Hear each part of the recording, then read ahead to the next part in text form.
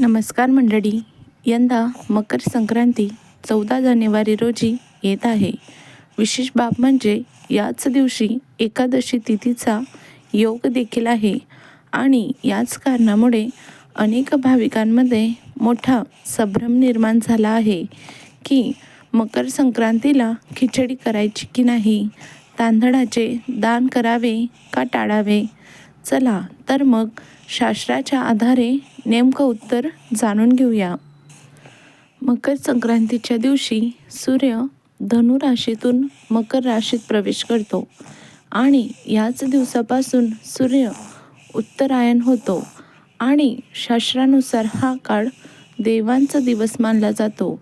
म्हणूनच सूर्याला अर्घ्य, पूजा, दानपुण्य याला फार महत्त्व दिलं जातं. परंपरेनुसार या दिवशी तांदळाची खीर किंवा खिचडी बनविली जाते आणि खिचडीचं दान केलं जातं. पण याच दिवशी एकादशी तिथी आहे, तर एकादशी तिथीला शास्त्रात अन्न सेवन करणे निषिद्ध सांगितले आहे. विशेषतः म्हणजे त्या दिवशी तांदूळ खाणे, तांदळाचे दान करणे हे एकादशीला वर्ज्य आहे. कारण तांदूळ अन्नदेवतेशी संबंधित मानले जातात आणि एकादशीला केवळ उपवास व संयम अपेक्षित असतो.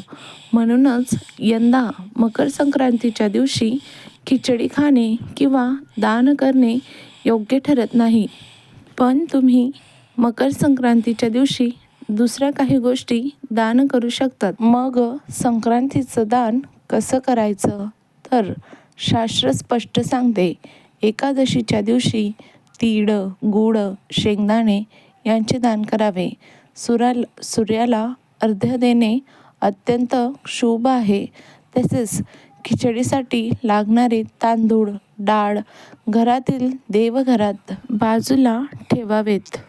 यामुळे संक्रांतीचं पुण्यही मिळतं आणि एकादशीचा नियमही पाळला जातो. कारण मित्रांनो, मकर संक्रांती म्हणजे फक्त सण नाही, तर नवीन दिशा, नवीन प्रकाश आणि सकारात्मक बदलाची सुरुवात आहे. आणि एकादशी म्हणजे संयम, शुद्धता आणि भक्तीचा मार्ग आहे. या दोन्हींचा संगम यंदा एकाच दिवशी झाल्यामुळे शास्त्र आपल्याला एकच संदेश देतं की भावनेपेक्षा नियम मोठा असतो आणि नियम पाळून केलेली भक्तीच खरी फलदायी ठरते. म्हणूनच एकादशीच्या दिवशी संयम ठेवा, तीळ गूळ दान करा आणि खिचडीसारखा सात्विक दान योग्य दिवशी करा. 17 जानेवारी रोजी सूर्य मकर राशीत असताना शुद्ध मनाने, श्रद्धेने आणि नियमांनुसार केलेले दान तुमच्या जीवनातील आर्थिक अडचणी, मानसिक ताण आणि ग्रहदोष दूर करू शकतात. लक्षात ठेवा, दान कधी करतोय यापेक्षा कसं आणि कोणत्या नियमाने करतो हे अधिक महत्त्वाचं असतं.